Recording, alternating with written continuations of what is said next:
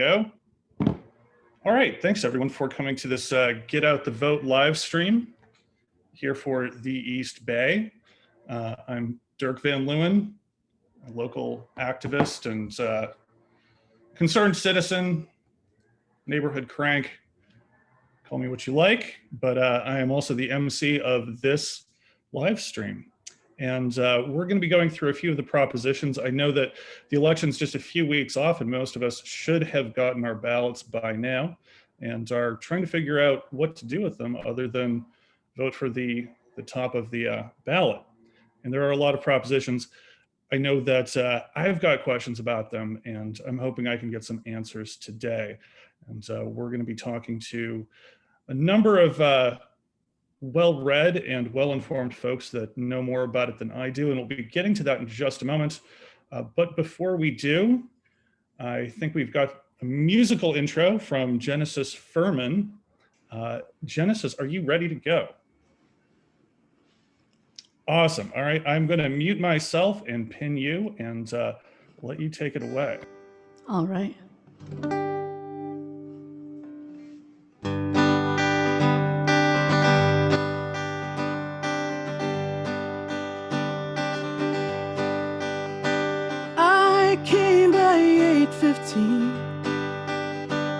To meet my evergreen,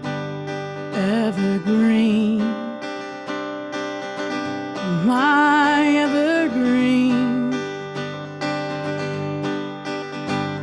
with eyes as bright as light and a charming sense, and I knew you could be my evergreen,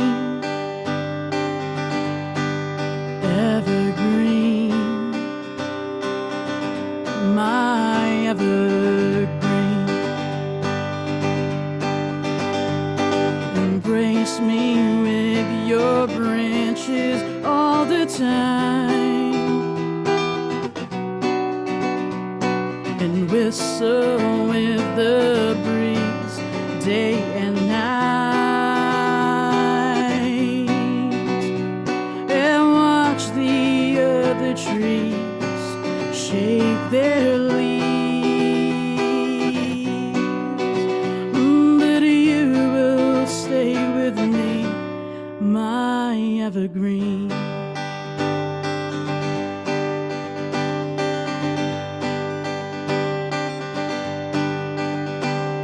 Summer skies roll by, even winter nights can't wither out the leaves of my evergreen.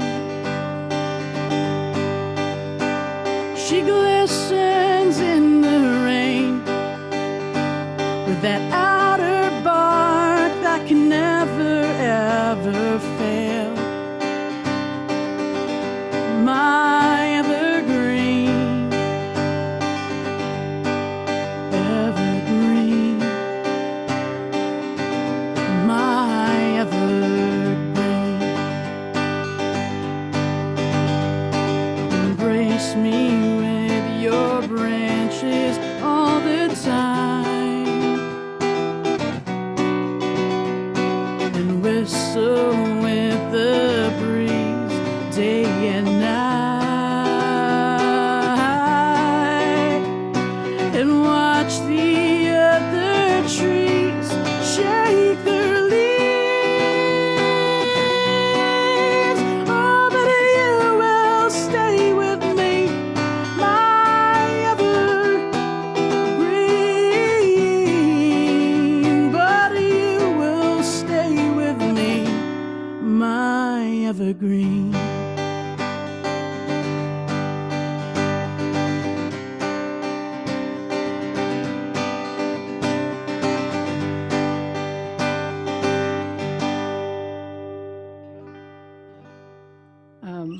Thank you all for having me today. My name is Genesis Fuhrman. It's an honor to be singing for you today. This is another song called Jesus versus Mary Jane, and I'm going to pass the mic back to Dirk after the song. Here we go.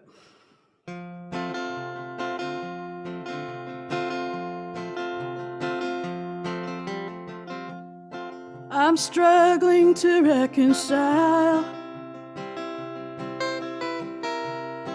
with Jesus under Mary Jane. I suppose the influence makes me lazy to repent for things I cannot change. But here we are again, chasing imaginary circles,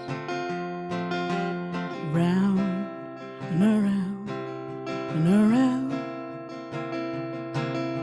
I cannot restore this old bridge that I had to burn, but I promise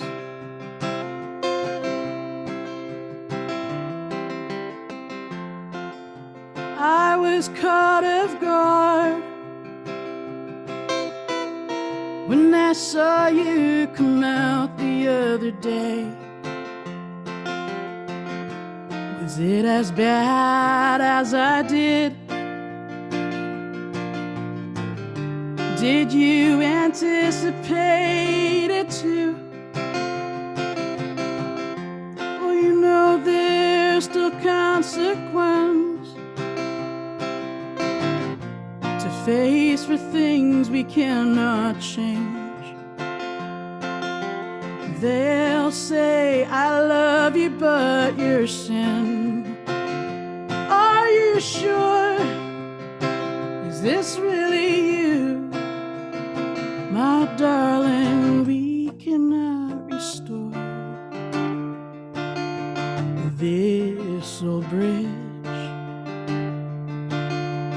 that we had to burn, but I promise it'll be all right. It'll be all right.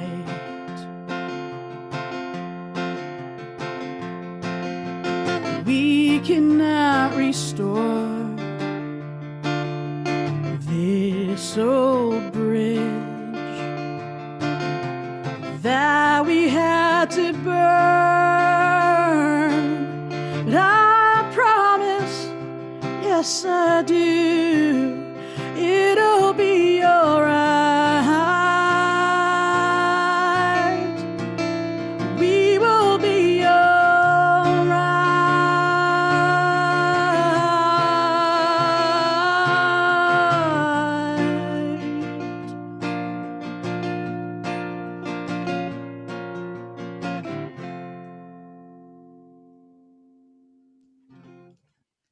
Thank you so much.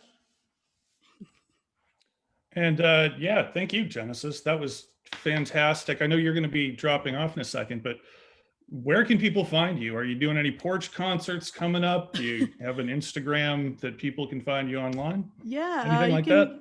You can find me. Let me turn the reverb off real quick. You can find me on genesisfuhrman.com. That's GenesisFermin, or Hella Jella on Instagram, because we're in the Bay and we're hella cool like that. All right, fantastic. And I'm sure we will try to put those links up on whatever social media this goes out on besides Twitch once we are done with the live stream. So thank you very much. That was excellent. So I think we are going to have a little bit of music at the end of the program as well. But in the meantime, there are some things on the ballot that we should probably get into. But before we do, we have a number of people joining me. I am just here to introduce people, really. So I'll take it just as I'm seeing everyone in the Zoom gallery. We'll go clockwise. Tim, why don't you start off and tell us who you are? Hello, everyone. I am Timothy Dixon. I am an Oakland resident. I live in North Oakland. I'm a second grade teacher in Alameda.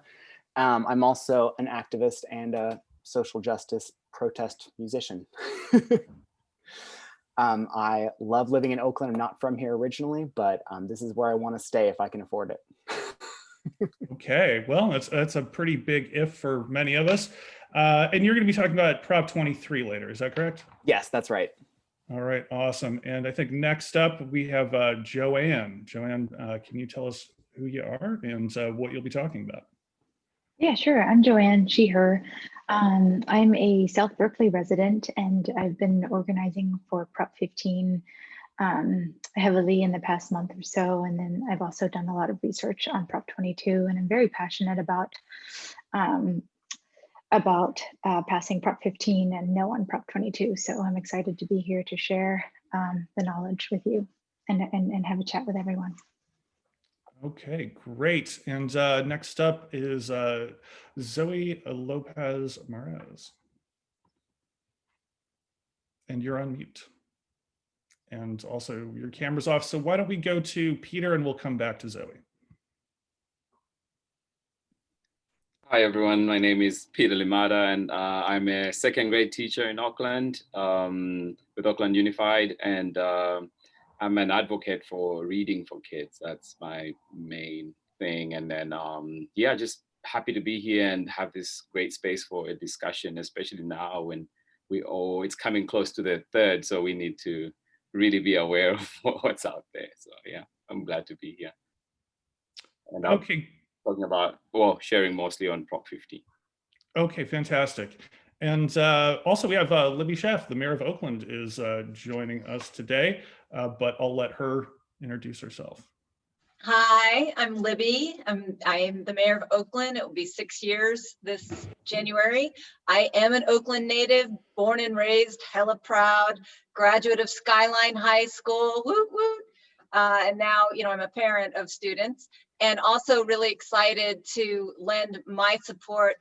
I think this is the most consequential election of my lifetime, but also people often don't go all the way down the ballot when the president's on the ballot. So very excited to talk about some local measures and also what some of those state measures will mean for Oakland, because they are going to affect us, our public schools, in a really big way. So excited to talk about that. Thanks for having me.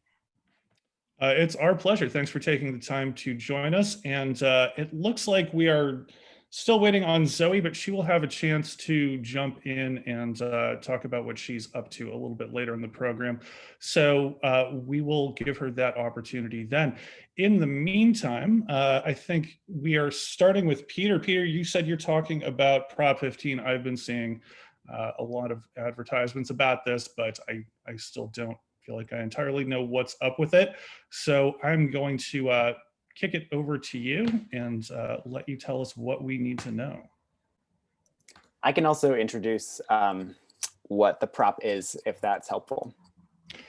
I do have it. It says increase funding sources for public schools, community colleges, and local government services by changing tax assessment of commercial and industrial property. Initiative, constitutional amendment. That all sounds fantastic, but I'm sure there's two sides to it. So Peter, I'll let you take it away.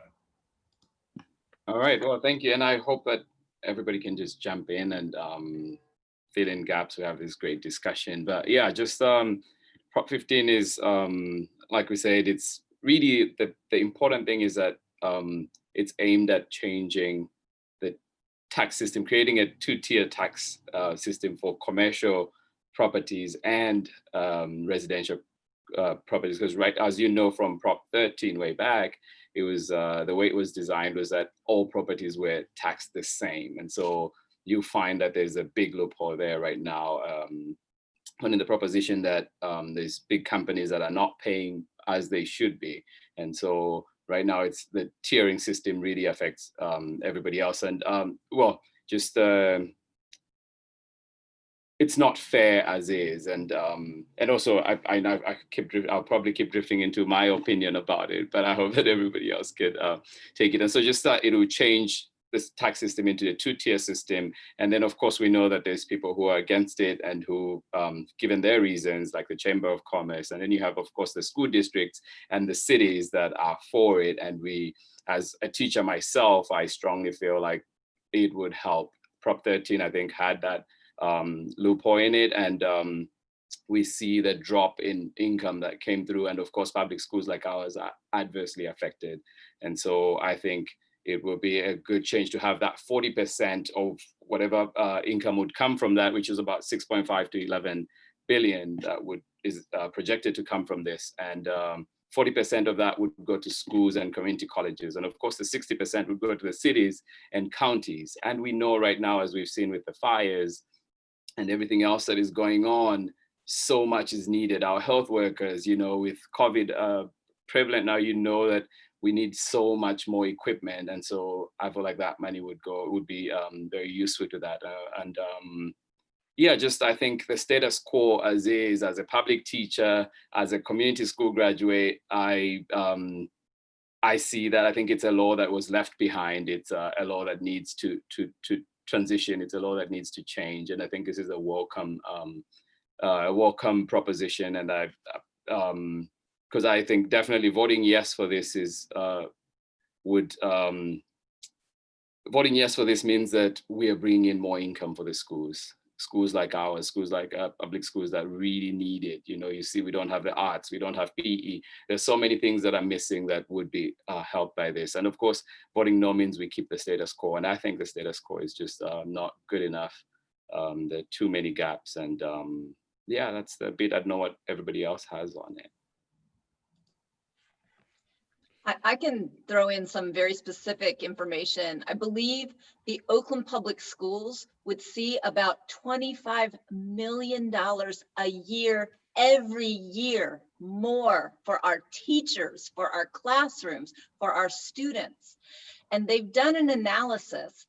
Literally 94% of these new taxes would come from the top 10 corporations. The most impacted company by this measure would be Chevron.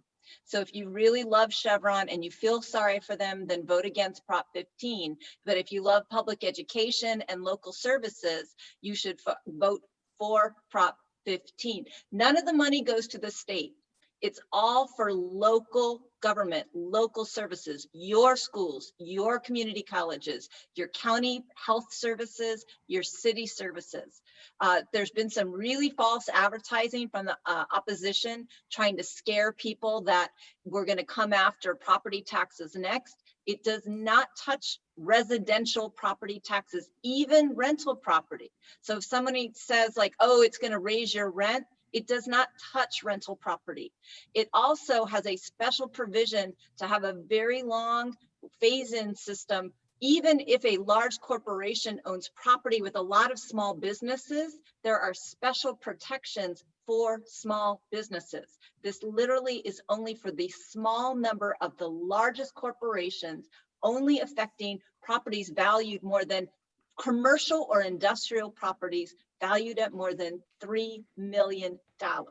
So it is totally closing a loophole that I don't think anybody even noticed when Prop 13 was voted on so long ago. It will be transformational. The city of Oakland would see more than $60 million every year for parks and recreation programs, for our food programs, our Head Start. Like, there's so much we could do to take care of our community with those new resources. I hope that was helpful. I'm a huge Prop 15 fan. Well, it sounds like we have a lot of folks here who are in favor of Prop 15. I do wonder if is there anyone on the call who's against Prop 15? Like I said, the only thing I've really seen on it are the advertisements.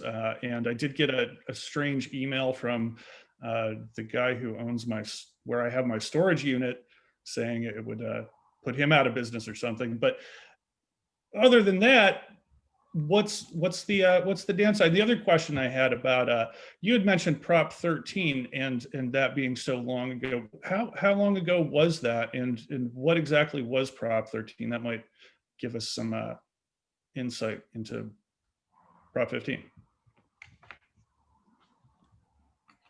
Yeah, oh, did somebody want to take that? Go ahead. Go Oh, ahead. no. Go ahead, Peter. 1978. I was 2 years old. So it's probably is, it seems like that might be a little out of date. It could use an update, I would imagine. If nobody else wants to jump in, Prop 13 basically limited the amount that government could raise your taxes once you had bought a piece of property. And the whole idea was that these poor senior citizens who had fixed income, their properties were becoming more and more valuable, so their taxes were going up when their incomes were not.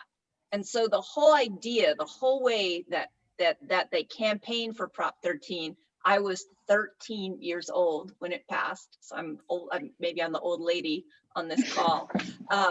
The whole way they campaigned was like, keep grandma in her home, but nobody talked about the fact that so property value can be reassessed when the ownership changes, and human beings die, corporations do not. Human beings move out of their homes. Corporations tend to sell the corporation so that the same entity is actually owning the property. And so these corporations are paying taxes on 1978 values for their property. And during this time, back when Prop 13 was passed, commercial and industrial property taxes were the majority of the total property taxes that helped your government run. Residential property taxes were a much smaller portion. As Prop 13 has been in effect since 1978, the burden of the total taxes has shifted every year more and more to residential property, homes, apartments, and the commercial owners, industrial owners are just paying less and less. They're not paying their fair share. And so that's what's happened over time since Prop 13 passed in 1978. When you get to it, Prop 19 has a little loophole closure on Prop 13 taxes as well that I also support, just as a nerdy inside thing. But that's Prop 13. I remember being in school when it passed, and it was devastating. I remember my yearbook teacher at Skyline crying because she was told that like yearbook class would have to go away. All the extracurriculars that I enjoyed as a high school student have really gone away since then because of Prop 13. So if I understand it correctly, then Chevron, for that giant refinery they have up in Richmond, is still paying property taxes, but they're paying property taxes at whatever that property was assessed at in 1978, not what its current value is. I think you're allowed to increase it like 1% to 3%. Forgive me, I don't remember the amount, but it's always based on that 78 value, and it's capped at how much it can go up. It's not reassessed to the present day value. And it's not just the refinery, it's every Chevron gas station on the corner. Like, they are a huge property owner in the state of California. And so essentially what's happening now is that the rest of us are subsidizing Chevron and Disney and these other companies through whatever property taxes that we're paying if we happen to have bought a property in California since 1978. Do I have that right? Just to add some numbers, I wanted to add some numbers for Chevron. So like 56% of Chevron's commercial properties haven't been reassessed in 2 decades, and 22% have assessments based on their property values in 1975. So as a result, Chevron saves $100 million or more a year on its property taxes. All right, well, that is more money than I have. Let's anybody want to add anything on Prop 15 before we jump into Prop 22 with Joanna?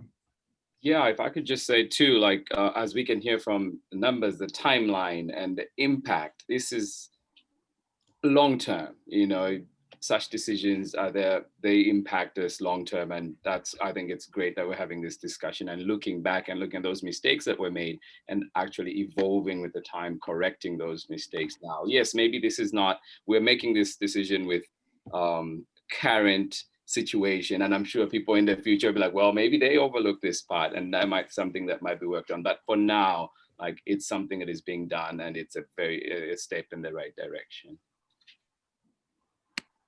Okay. All right, well, let's keep it moving. Let's take a look at Prop 22. Now, Prop 22 says on the ballot, this exempts app-based transportation and delivery companies from providing employee benefits to certain drivers. Initiative statute. This is one I've certainly seen a whole lot of advertisements. It seems like every time I'm on YouTube, there's some Uber driver saying how great it is that he gets to make his own hours. But I suspect there's more to it. Joanna, why don't you tell us what you know? Sure. Just a bit of context. Prop 22 is an initiative put on the ballot, and it's mostly funded by companies like Uber, Lyft, and various app-based firms. And they did this in response to a law that was passed last year called AB5. And they're doing this because they're trying to carve out exemptions for themselves and similar types of companies. And just a little bit of context on AB5. What AB5 does is it ratifies a definition of what it means to be a legal employee of a company. And under this definition, it's typically called the APC criteria. And under this definition, a lot of the drivers and app-based workers would be considered legal employees of these companies. And what that would mean is that they are entitled to certain rights and benefits that are conferred to legal employees, like, for example, minimum wage, maximum hours, overtime, and the right to collectively bargain to join a union, and other state protections, as well as companies having to pay into Social Security, unemployment insurance, etc. So AB5 passed, and these companies declined to comply, and they have been sued by the California Attorney General. And they were given an injunction by a judge to temporarily not have to comply, and they put forth Proposition 22 as a way to carve out exemptions for them permanently.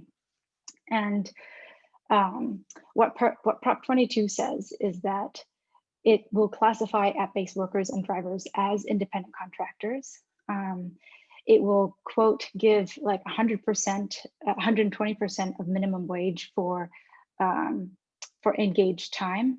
So these workers are being paid 100% of minimum wage, but only for engaged time, which is something that is technically defined in the proposition.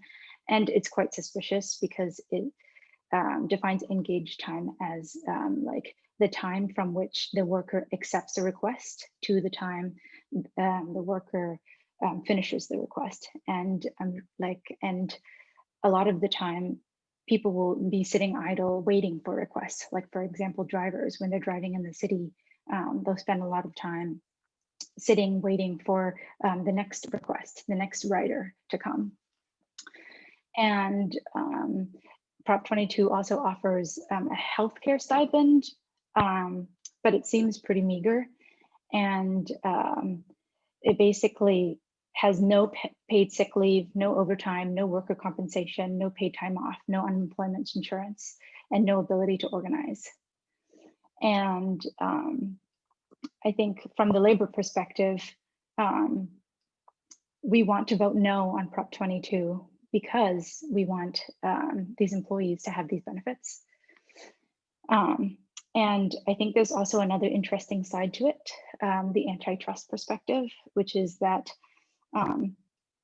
the fact that we have this definition, the fact that AB5 ratifies this definition very clearly of what it means to be a legal employee, it creates a legal liability for these companies to treat their workers according to whatever they say their workers are in terms of their status of employment. So for example, they're claiming that these workers are independent contractors, and independent contractors are supposed to have like a high degree of control over how they operate and do their work. But that arguably isn't true with companies like Uber and Lyft, because they control when you drive, because they will incentivize people to drive at certain hours, and they're incentivize people to drive a lot so that there's a lot of supply of drivers, and so that the price is down. So they have ways where they can control when drivers work. And then they also control the route that you take and how much they get paid. And it's determined by algorithms that are super opaque. So like these drivers and app-based workers really they don't have much control over how they operate the work that they do. And yeah, like having that legal definition is a powerful tool for them, because now like they can say, hey, we're classified as independent contractors, but we're not treated like independent contractors because you exert control over these various aspects of our job. So it's an ability to have a conversation and sort of hold these companies accountable for what they say that they're doing. You know, they have to be accountable for treating their workers as independent contractors if they insist that they are independent contractors. Otherwise, if they continue to treat them as they have been, they should be employees, and they should be have access to these benefits. So yes, that's my sort of summary of Prop 22 and the context with AB 5, and why I think it's very important that we vote no on Prop 22. I think, oh yes, I forgot to mention two very important pieces of Prop 22 that are very dangerous. There is a lockout provision saying that it requires a 7/8 majority in the legislature to override Prop 22. And that's going to be very hard. And then the second piece is that if there's a proposition in the future that wants to override Prop 22, that it has to have more votes than Prop 22. So, and I take these two provisions very seriously, because it's going to be very hard to change this law if it passes. And they're spending upwards of $180 million on this. And you probably have gotten texts, emails, push notifications on your phone, mail about it. And it's a very well-funded, well-organized, slick propaganda campaign. And yeah, those are the things I wanted to highlight.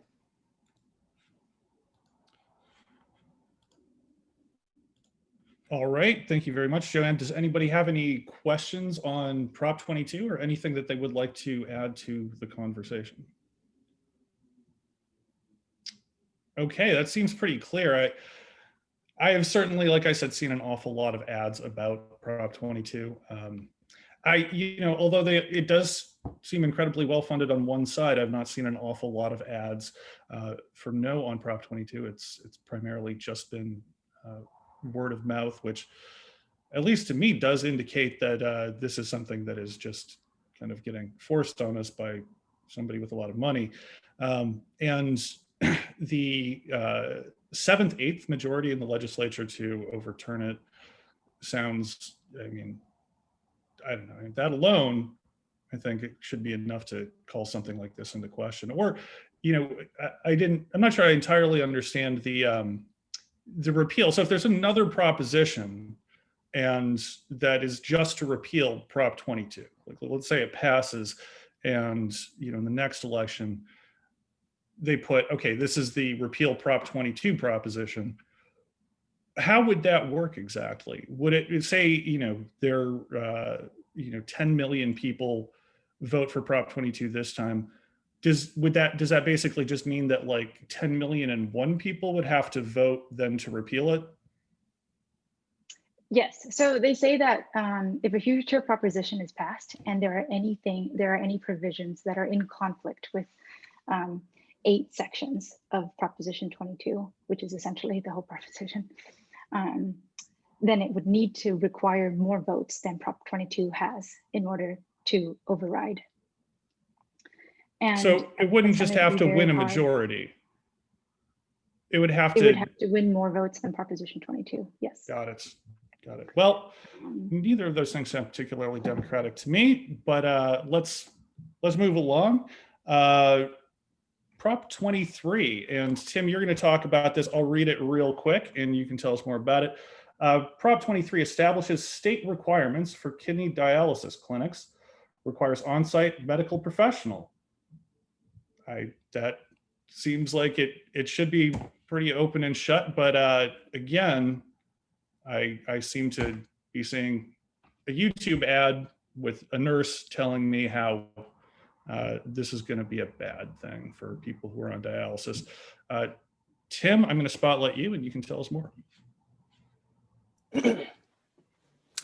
Great. Well, I'm definitely not an expert on Prop 22, but when I saw this on here, I have a personal connection because my dad is on dialysis, and it is a very invasive process, and it is very important that he's able to regularly access it.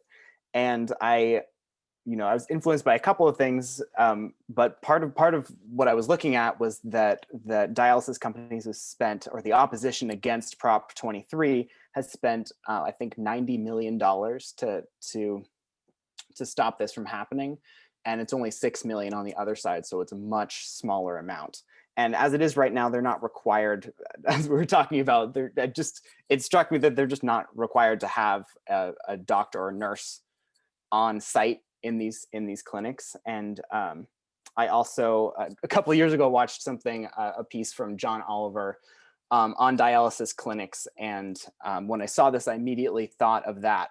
And the issue is that DaVita and some of the other really big dialysis clinics aren't very straightforward. They're not fair to the people who need the treatment, and it is incredibly expensive and hard to maintain.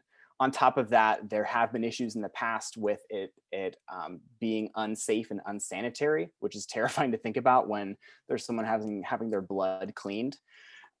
So in looking at this, I immediately had questions and did a little bit more research, and definitely wanted to just mention it, that we should absolutely, and I've heard of people also talking about how this has been on the ballot before, why are we even voting on this? But there's essentially very little oversight for these companies that are in the medical industry that have people who absolutely need their services. It's not negotiable, and it's really not a good mix. You need to have the oversight to protect patients who need access. So I really just had a few things to say about it. I wonder if other people have thoughts. Yeah, Tim, I did have a question. I mean, hang on a second, let me switch the view up here. Just for folks that aren't familiar with it, could you maybe just explain what dialysis is and how often a dialysis patient would have to go to one of these clinics and how long they would have to be there in a single session without an attending physician? So there are a couple different types of dialysis. My dad does an at-home method, but it essentially, when I think when your kidney isn't able to clean your blood system, it's alternative to be able to clean out their blood to keep them alive. But it's an invasive process to get started, to be able to filter the blood and then bring it back to the bloodstream, and it can take hours. So one other issue is that when there's a lot of people, I remember there was an interviewee in John Oliver's segment that said that she felt like she was being rushed through treatment, which is a really scary thing to think about when it's a life-saving procedure. So it can take a very long time, and if there aren't, I don't know the issues around how it's being done during COVID as well, which I think can really complicate people who already have a compromised immune system. Yeah, it certainly sounds like that would be the case. And, in addition to that, I would assume that you don't really have the sort of consumer choice when it comes to the dialysis clinic that you end up going to. I would imagine that you have to go in network according to whatever your insurance plan offers. So if you're not happy with your dialysis clinic, as far as you know, are there options? Is it fairly easy to just find a better one, or are you locked in? Generally not, and this is also another issue if you have insurance or not. My dad thankfully has insurance, so a lot of it is covered, but a lot of the major companies like DaVita are private companies that that are their whole income is based on these patients. So there isn't always a lot of choice. And of course, people who don't have insurance or don't have a lot of money have even less choice, if any choice at all. Right. Does anybody else have any other comments on Prop 23 before we move on? All right. Do we have, is Zoe on yet? I know her video's not on. It looks like she's still muted. She may have had something come up. Zoe, if you are here, just, I don't know, turn on your camera and let us know. And we will circle back around to you. We did have a few minutes set aside for her, but I think we can switch the order of the agenda up. And I think after Zoe, we're going to discuss the stakes in the national election, which I'm pretty sure that at least two of the four candidates at the top of the ballot have COVID now. We will, hopefully none of them else will catch it. But does anybody want to kick things off about national politics? I, for one, we don't live in California here, have talked an awful lot about this, but I'll let somebody else lead on this.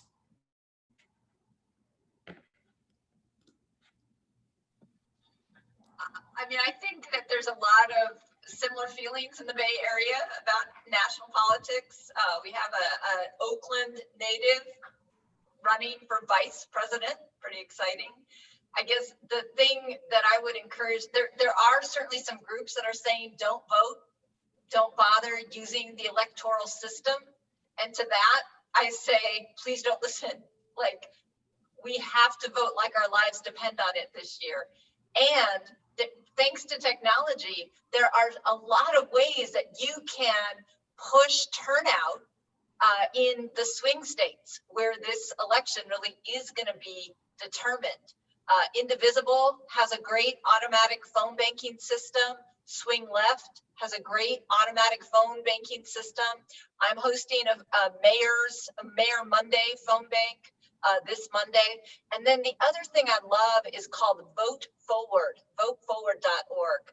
And you can, from the convenience of your own home, print out 20 letters that are already specifically individually addressed. And you can add your own handwritten notes about why you think it's important that people vote this year.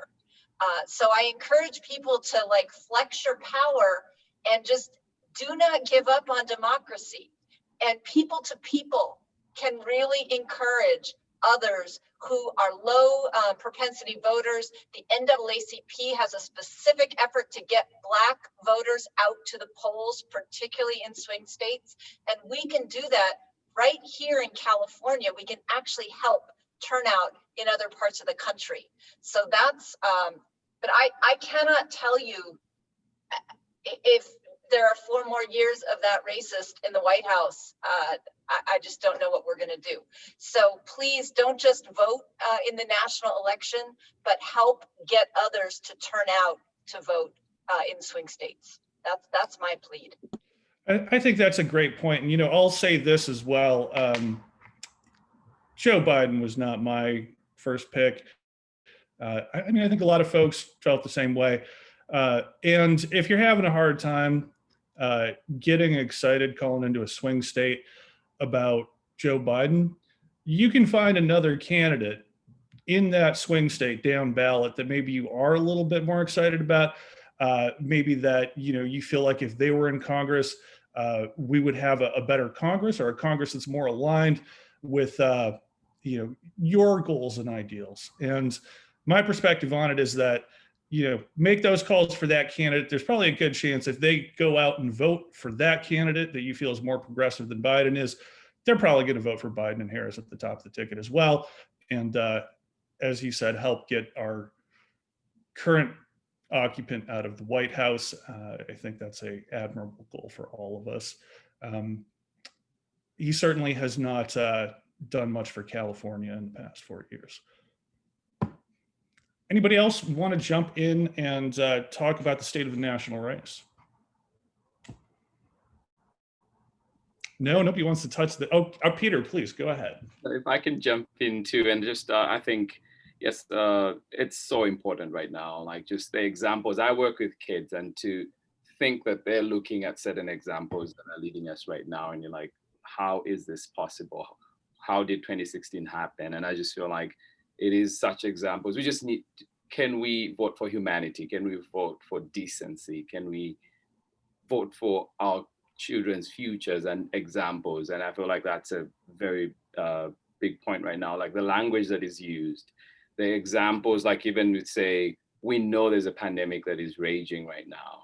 Can we demonstrate, can we show just even simple measures to take to be protected, to protect others, and to show that we care about them? So I feel like those are things that we're working with here, and making sure too that our health workers are protected, our teachers, our students, if they ever come back to the schools, like we want somebody that knows and understands what it means to take care of that and to be responsible. I could not agree more.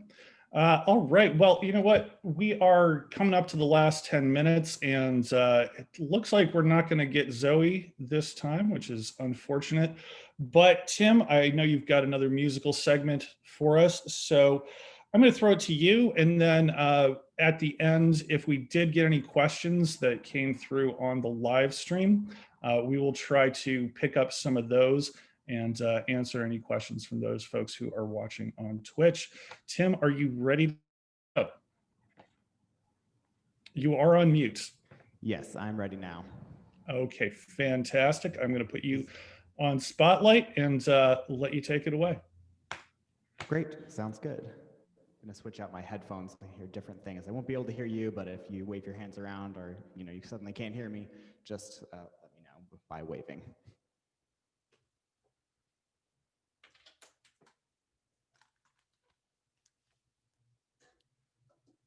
So I wanted to start by, I want to start with a song called Freeze Ice. I have very strong feelings about ice in general. As I'm talking about, I can't remember what the acronym stands for, but it's the essentially police force that enforces immigration. I don't think it's humane. I think it is, it's a total double standard, because in this country, we absolutely rely on immigrants, and we rely on a lot of undocumented workers, which is completely unfair. We need to have a system where the companies who need the workers can sponsor people to be here, because we literally can't survive without them. And we need to stop pretending that it's a problem when we just need to create legal ways for that to happen, because we're talking about people's lives and their livelihoods. And anyway, this one's called Freeze Ice. I have to quickly turn my amp back on. I just realized it turned off in the course of everything.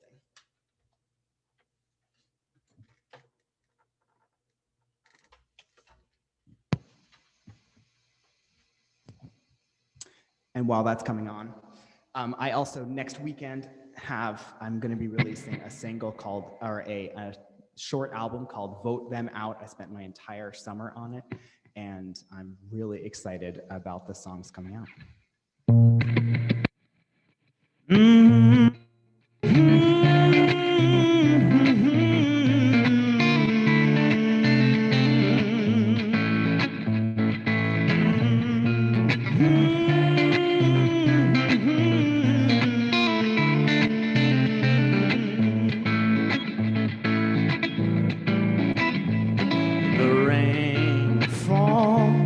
Empty fields once filled with motion. One moment and they're gone.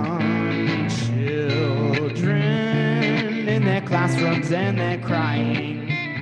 No one to take them home.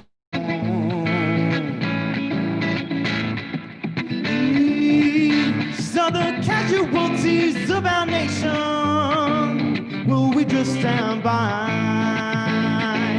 These are the casualties of our system. Will we even try?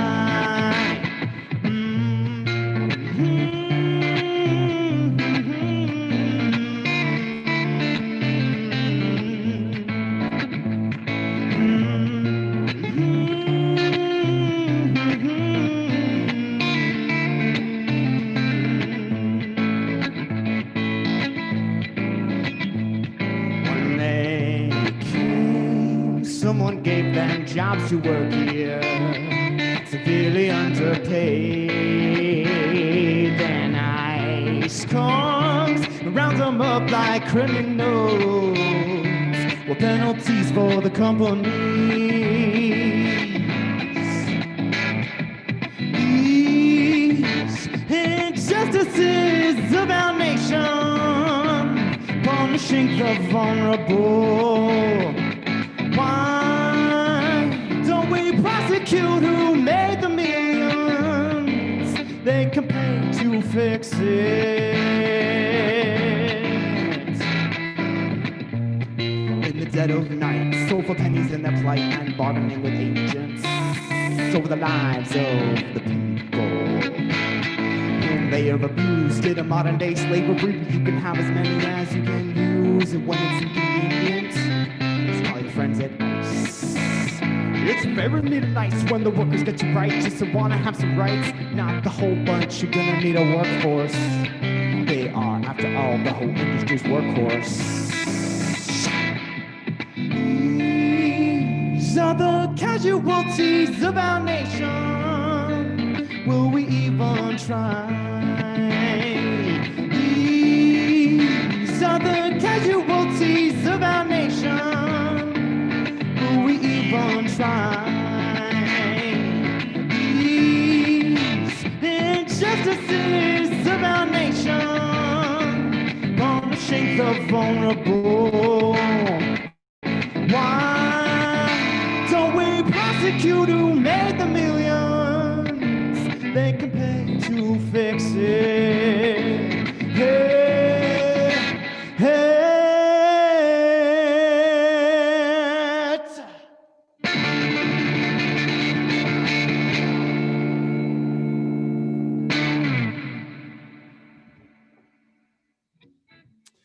All right. Keep trying to call myself folk music, but you know, I think there's elements, lots of different things, but I love to get into that music. This song is called Broken Dream. This is probably one of my favorite songs that is coming out. This is very much the acoustic version of it. Somehow I got into like Queen vibes with 10-part harmonies and digital drums. It was a lot of fun. So here's a little different version of it. I once had the dream you can get it yourself. Then I learned the truth. Money breeds its own wealth. They up-downs don't want more of it. When you take it with the blood of man. With the blood of man.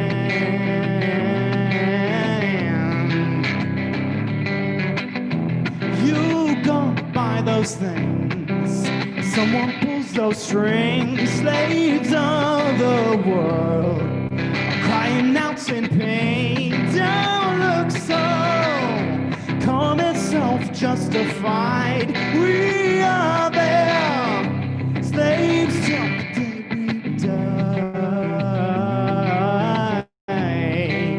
Till the day we die.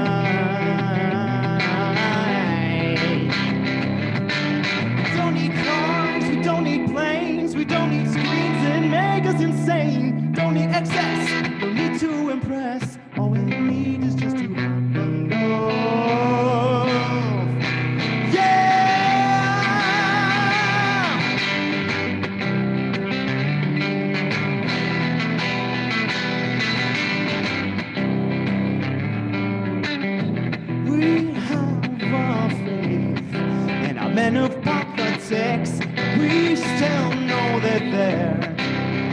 greatest hypocrites. They serve the highest degree of wealthy men. They listen, say you're nothing without us. Well, say yes, we don't need your corporations. I'll say yes, we don't need you.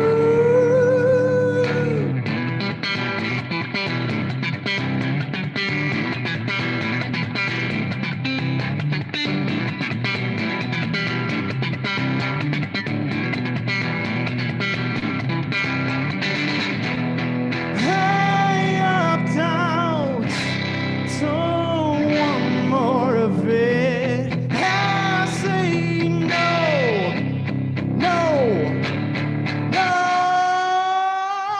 Stand up for peace, stand up for love, stand up for life with no regulation. Stand up for Muslim, stand up for black, Latinos y Latinas, es tu hogar también. L, the G, and the P, and the T, and the Q, and the I, and the A. Every woman I know, Asians, religions, homeless, and wombats, and inmates, whites, and Native Americans. We are the people. We are the people. Defund blue, all the blue, yes, the blue. 'Cause they just don't show that Black Lives Matter too.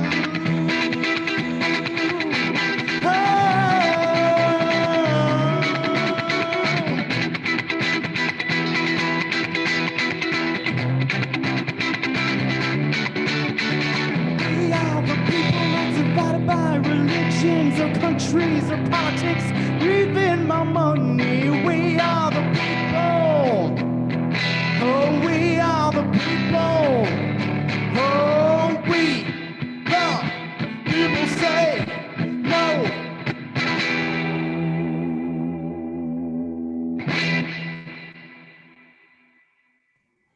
I picked some very strong words for those, and when I'm talking about corporations, when I'm talking about those things, I mean they're not absolute necessities. We can totally live without them, and I think that they are far too powerful, have far too much money, and they're extracting from our whole global economy and our world, which just takes away from people all over the planet, and creates this sense of lack when really we do have enough. So I want people-centered everything. Thank you so much. Oh. Well, thank you, Tim. You still got your reverb on the chat. Well, somebody thinks you rock. And we got a yay, Tim, as well. So that was fantastic. Thank you for putting all this together. And thanks for playing for us. We only got one question in the chat, and that was just sort of confirmation. I think that the consensus, if I understand it correctly, is we're saying yes on 15, no on 22, and yes on 23. Did we get that right? All right. The mayor says yes. Everyone else is giving us thumbs up. That sounds like what we've ended up on. And somebody also dropped a link to the OaklandRisingAction.org has a 2020 voter guide. So we will put that link up if you want to come back and share this stream. It should be live, I think, at least until we get to the election, as long as Tim doesn't post too much other stuff here. You should be able to find it here. And I think that we're also going to try to get this out on other social media platforms as well. So anybody who is interested in sharing through Facebook or YouTube or anything like that, I think Tim is probably the person to get in touch with about where to find those other details. Tim, are you doing any porch concerts? Do you want to say, is there a Soapbox Salute account somewhere that people can find you at, or just look for Soapbox Salute on whatever that streaming platform is that we all use? Yes, I'm very excited to combine my two loves of activism and music, and I think more people should. And I think it's happening, and I'm very excited about that. So I hope that it starts a movement of more people using their music to talk about real issues that are important to them. You can find my music on Instagram at the Soapbox Salute. And as well, you can find me on Spotify. I have 2 singles out. I'm excited for Vote Them Out coming out next week. If you follow me on Spotify, you will be able to hear it and see it. Okay, fantastic. And before we do wrap up, does anybody else want to plug anything, their Twitter account, or you can, I'm sure, find the mayor down at City Hall if you knock on enough doors, which probably has a Twitter as well. I'm Diablo Neruda on most platforms if you want to hear my hot takes about kids running across my yard when they shouldn't be. But anybody else? Hey, I'll just put in a plug. I'm doing a town hall the 1st and 3rd Thursdays of every month. It's live on all my social media channels. You can put in questions or comments ahead of time, or you can post them live. They do show, you know, in your words. So we're trying to kind of keep the conversation going even through COVID. So just, you know, please yell at your elected officials. That is your absolute right. And that's one way you can do it twice a month. Thanks. All right, definitely yell at your elected officials, and I'm not affiliated, but I'll also throw out a plug for the Causes app. It used to be the Countable app, but this is a great way to just hit up your mostly national representatives on whatever it is that they're voting for. It'll send you alerts and notifications about what is going to be on the floor of either the House of Representatives or the Senate, or going in front of the president, and make it very, very easy for you to send them a message about how you feel. Anybody else? Peter, Joanne?